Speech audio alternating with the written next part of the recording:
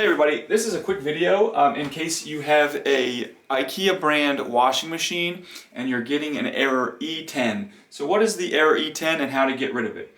So really simply, the E10 error is an error that says that the washing machine is not able to fill up correctly. So when you turn it on, it'll give itself a certain amount of time to fill up, and if after that time it hasn't filled up, it'll time out and it'll give you this error. So what you need to do to figure this out is to figure out why water is not getting into the machine.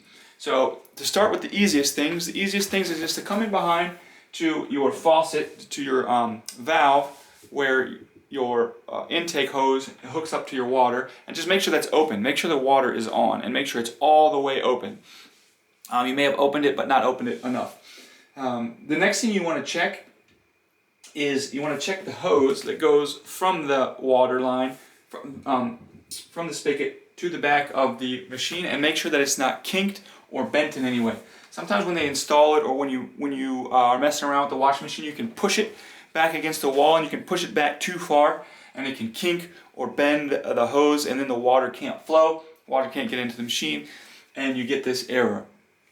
The next thing you want to check is, again, in the line, there is inside the line, you can unscrew it from the machine. There is a filter screen to filter out any debris that comes in.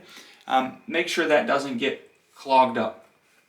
And if you are able to do all those things, you should be able to get water flowing into the machine and get rid of this error.